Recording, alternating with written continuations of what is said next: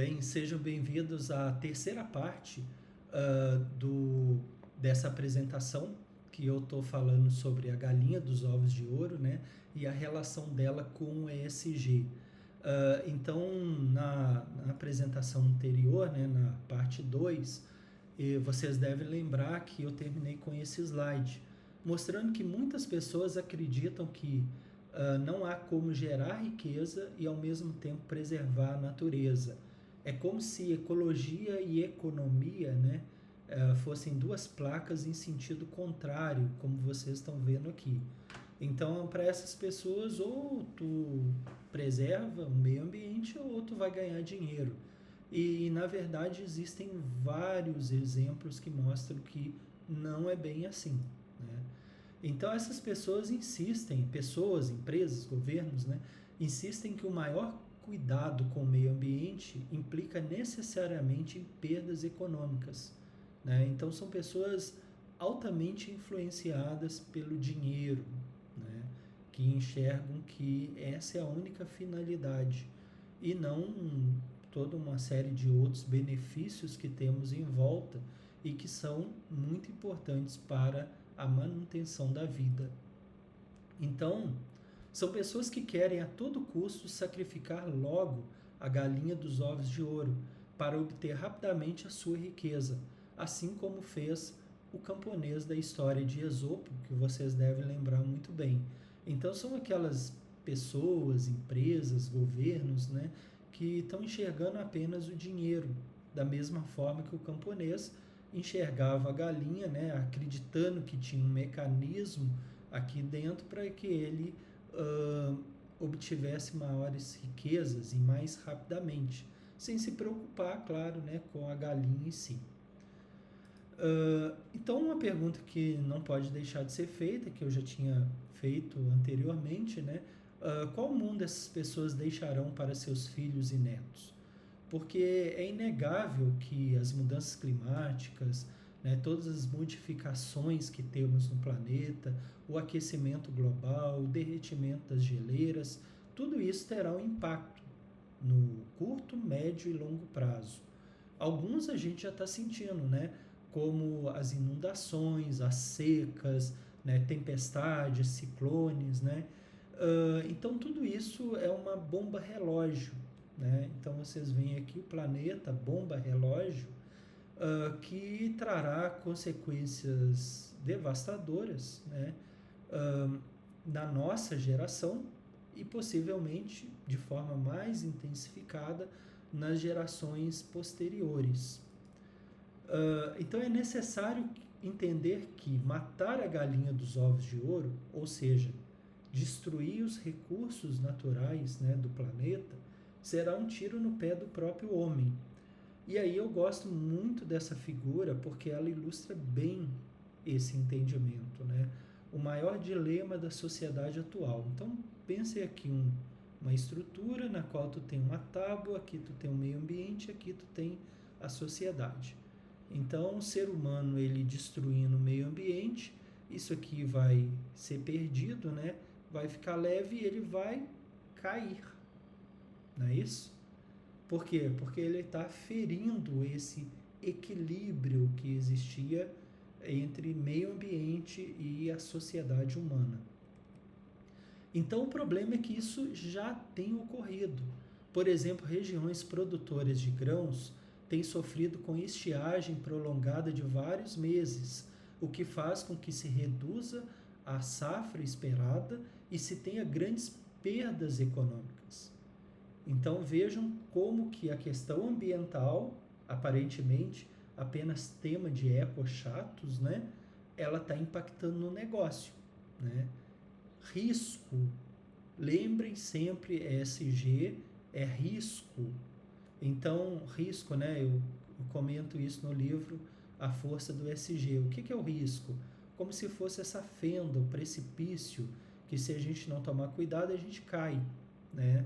Então, o papel do gestor de ESG é identificar esse risco e propor as soluções para contornar o risco ou minimizar os seus efeitos, né? Isso não tem sido fácil, tá?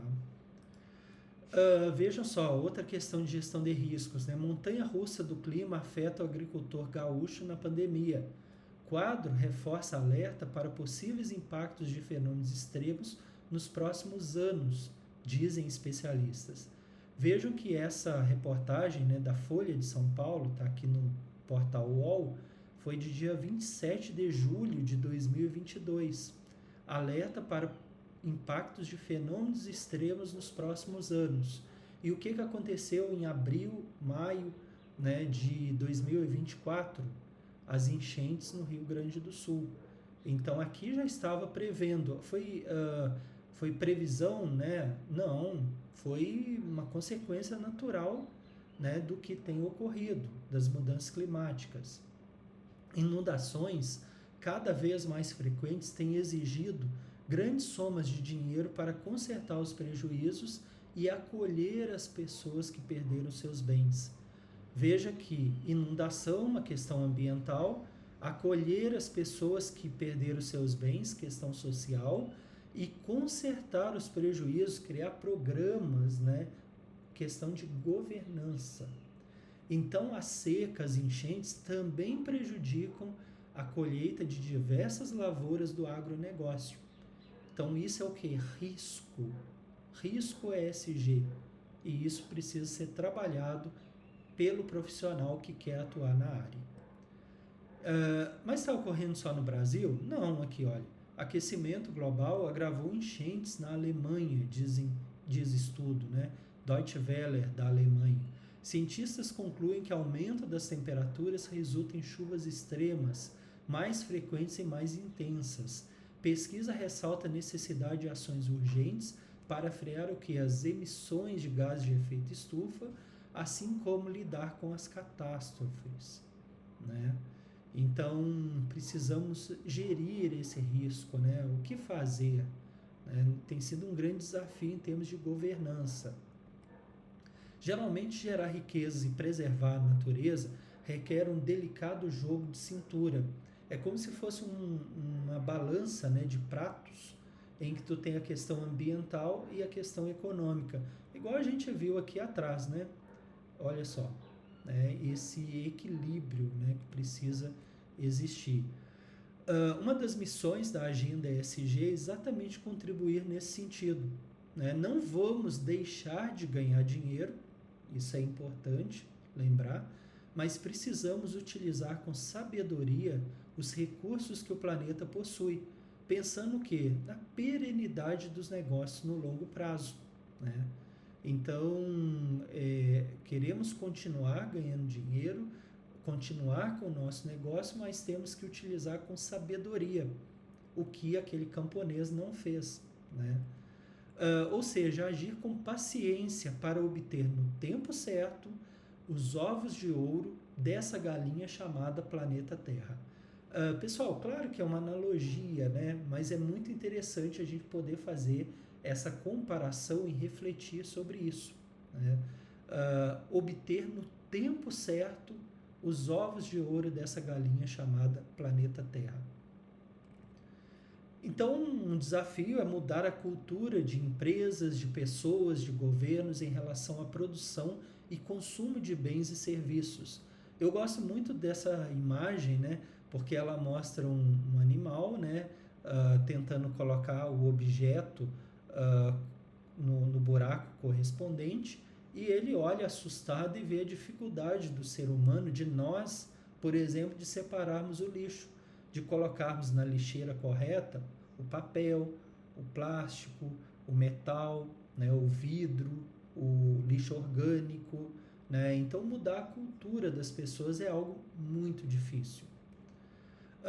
A maneira equivocada de produzir e consumir foi propagada ao longo de décadas, nas quais aspectos relacionados ao descarte e poluição eram relegados a segundo plano. E aí, pessoal, vejam que a identificação de risco é tão importante que a gente tem aqui uma notícia, né, do UOL, né? Café em cápsula de papel, Nestlé lança produtos só no Brasil após pressão. Pressão de quem? Dos stakeholders. Quem são os stakeholders? As partes interessadas. Olha, vocês devem saber, lembrar, né, que a cápsula de café, geralmente ela é feita de plástico. E isso aí gerava um volume de lixo muito grande. Começou a haver uma pressão grande da sociedade. No caso, a Nestlé, ela começou a desenvolver, né, por meio da pesquisa e desenvolvimento da empresa, começou a desenvolver protótipos de cápsulas de papel para que chegasse num produto que substituísse as antigas cápsulas de plástico, né? Por quê? Porque a década de 2010, o mantra do mercado atende por 3 letras, o ESG, né? Se a Nestlé aumentou o problema criando as cápsulas de plástico, ela entendeu por meio da pressão que era preciso encontrar uma solução. Então a multinacional anunciou um investimento de 300 milhões de reais na fábrica dela em Montes Claros, Minas Gerais, para produzir a primeira cápsula de papel para Dolce Gusto. O Brasil, então, ele passou a ser o primeiro país a testá-las e isso aí que eu chamo a atenção de vocês, foram 5 anos de desenvolvimento em meio a uma década de urgências ambientais. Fizeram isso porque são sustentáveis? Também, mas porque houve pressão, né? É importante dizer isso. E aí a empresa, sabiamente, identificou isso como um risco ESG. Existem outros exemplos, né? Unilever repensa o uso de plástico em marcas, né? Exame trouxe aqui.